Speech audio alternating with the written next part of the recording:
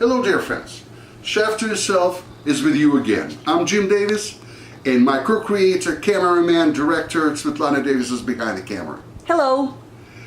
Today we're cooking an interesting dish. It's called Beef Bourguignon, or in English, Beef Bourguignon. I'm sure that there are a lot of lovers of French cuisine among our friends. And of course you know that a lot of French restaurants having this item on their menu. Well, based on these menus, we decided, being chefs ourselves, to create our home version of beef bourguignon. And we hope that you, our friends, will love it. And based on our recipe, you could create your own version. Okay, let me introduce two ingredients we're gonna use it. First of all, of course, meat. We need good piece of meat. That's chuck roast. And you can actually, guys, base just on chuck roast one cut of the meat. But I prefer to mix two cuts of the meat. That's chuck roast and that's short ribs. Why? Because I believe that two different cuts, they're creating a more complicated and nicer taste of it. And besides, you know, this little ribs will definitely add a flavor to our dish. Then we're going to marinate this dish in our special herb mixture, but we'll talk about it later. Let me introduce the veggies. 3 medium onions, 4 cloves of garlic, 4 medium carrots, some bell mushrooms, a sprig of rosemary, 2 sticks of celery. Yeah. Later we need 10 pearl onions, salt, pepper, and 1 cup of red wine. Now, let's start. First of all, we need to cut our meat. Based on our experience, base cut, that's about 2 inches and 1 inch thick, like this. Well, we definitely prefer, as I've already mentioned, chuck roast. Why?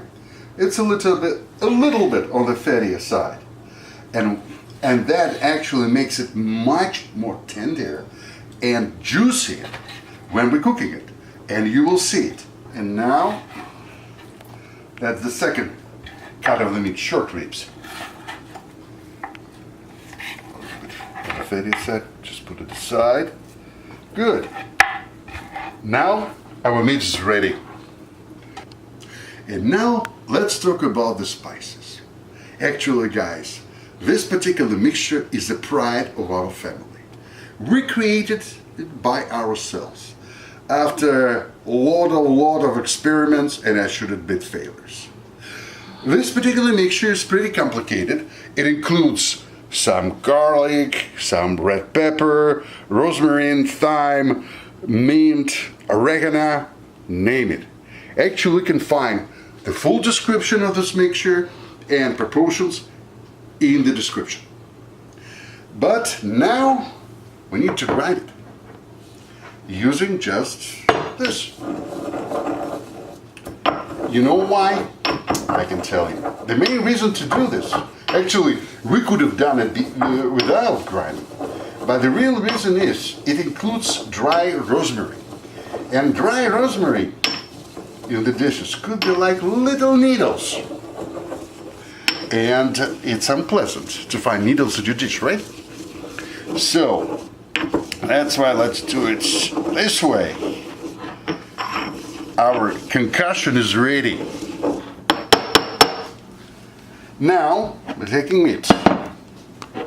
Well, first of all, we're gonna salt it.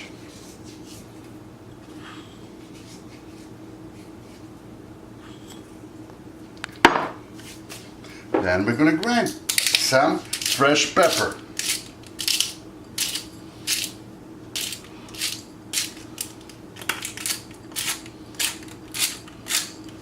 And now put our mixture. Now we need to mix it. Guys, I put the glove on. I don't want to look real professional. That's not my goal. I just don't like to touch with bare hand meat and spices. Don't forget it contains pepper, and if there's a little scratch, that's not going to be nice. Okay, we mix the spices, but that's not all. Here, guys, there are 2 tablespoons of normal flour. Why we need it? I'm going to mix this flour into the meat. Why? Because the flour will seal this meat and preserve all the juice, all the flavor inside these little pieces. So let's do it. Okay. And now we mix it again, carefully, thoroughly, trying to cover all meat pieces with this flour. Our meat is ready. And now it's time for our veggies. We will start with the onions. You can cut it the way you like. Probably I will do it like this.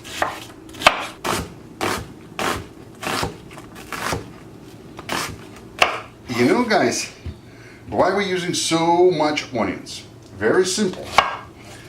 This dish originally does not require any water. So essentially it will be cooked in its own juices and onion juice. And it will definitely add so much flavor. That's exactly why we need so many onions. Okay, we're finished with the onions.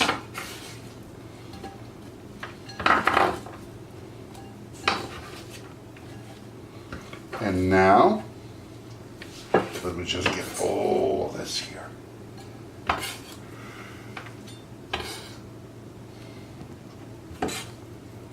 Now that's the turn of the garlic.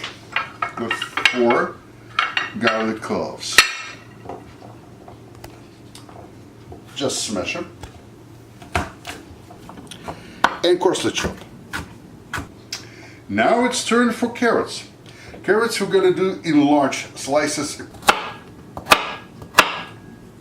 Yep, like this. Now it's turn for celery. You know, guys, I'm afraid these 2 sticks, they're too much for this particular amount of meat. So I will take just 1.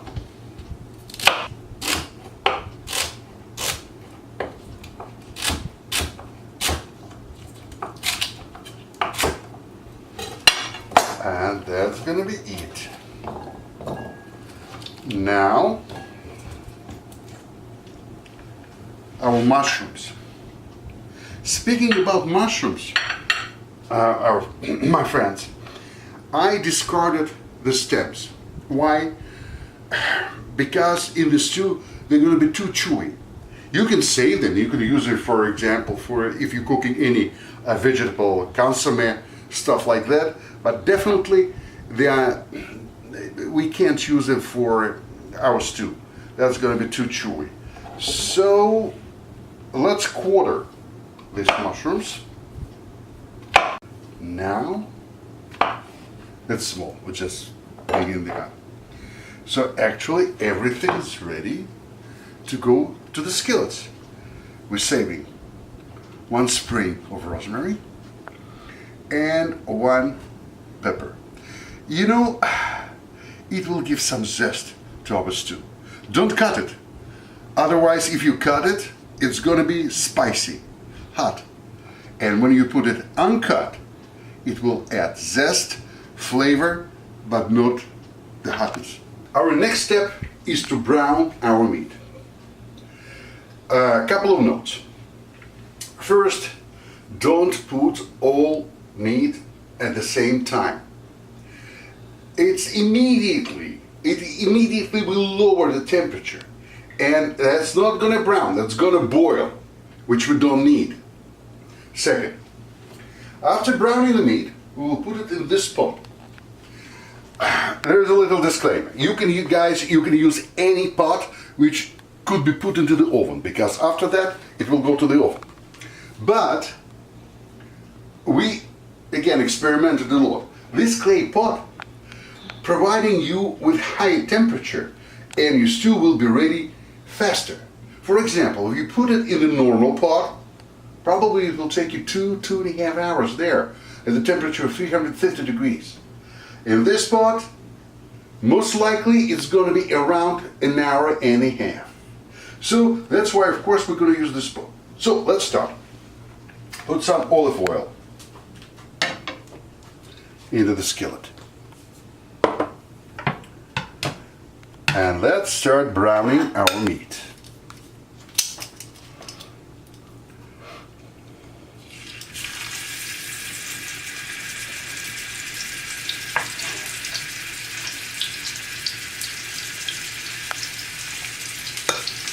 See guys, just about 1/3 of all our meat.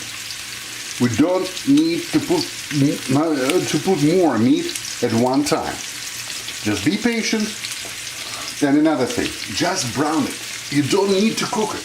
It's going to be cooked in the oven. Now, just browning. Remember it. And of course, the process of browning depends on your stove, depends on your skillet. Remember, I told you, every skillet has its own character. So, it's up to you for how long you're going to brown your meat. Let's check it out. See, it started to be browning. Let's turn it. So, that's the last portion of our meat for browning, and it's ready. Let's put it also in our pot. See how nice it is.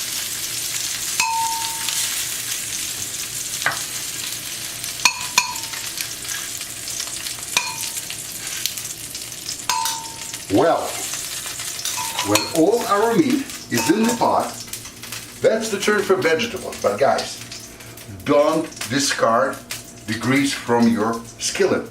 Why? Because, very simple thing, it's full of meat juices and aroma.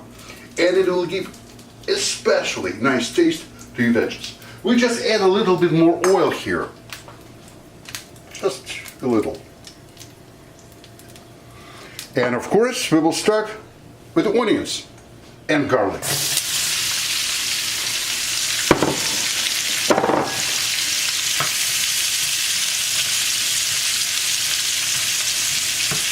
And let's saute our onions and garlic probably for 2-3 minutes. We'll see how it will go. 3 minutes have passed. And we're adding our carrots,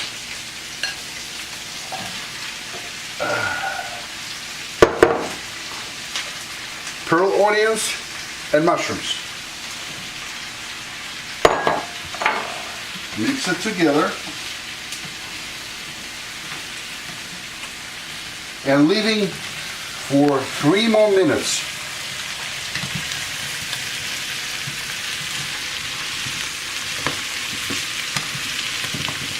Now, the veggies will need 3-4 minutes more to get ready. And now we're adding a cup of dry red wine. See, my friends, during the 3-4 minutes, the wine most likely will evaporate almost 50%. And that's exactly what we need for our dish. Okay guys, we sauteed it for 4 minutes. And it's juicy and ready. So, what we need to do now? Now we need to put our veggies over our meat in the pot. And of course, we're not discarding our wonderful juice from the skillet. We're putting it right into our pot.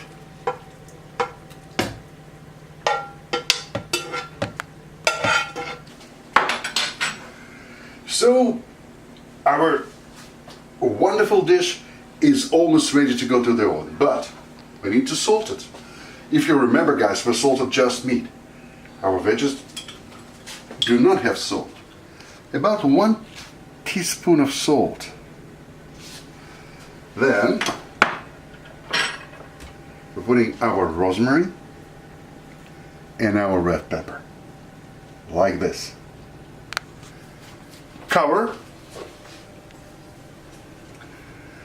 And I preheated oven to 400 degrees. But that's not the cooking temperature. We will keep our pot for 15 minutes at 400, and then we'll reduce the temperature to 350, and we'll keep it there for an hour and a half. So let's do it.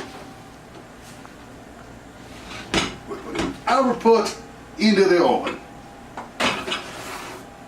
So we'll see what we're going to have there in an hour 45 minutes. Well, guys, an hour and a half have passed. Let's take a look what we have. So remember, first 20 minutes it was 400 degrees, and then the rest was 1 hour and 30 minutes. Let's see what we have here. Here's our pot.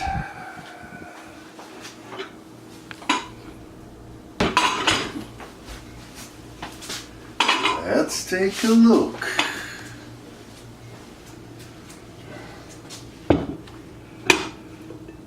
Wow. Look at that. Oh, the smell. I wish you could feel it.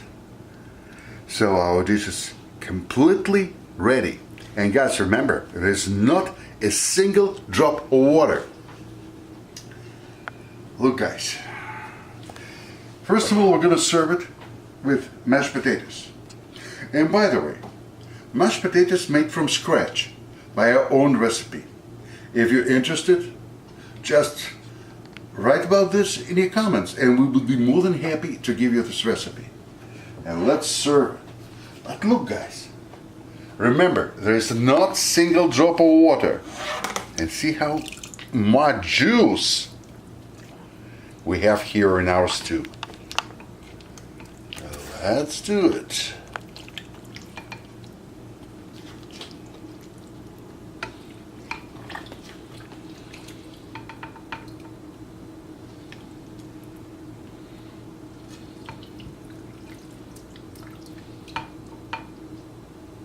Here we go. Look how beautiful it is. And you know, since it's Beef Bourguignon, we believe that probably the best pairing of it is going to be a nice glass of real Burgundy wine. Guys, thank you so much for being with us. Thank you for being good chef for yourselves and finding time for cooking. To your health, to you, our friends. We'll see each other really soon.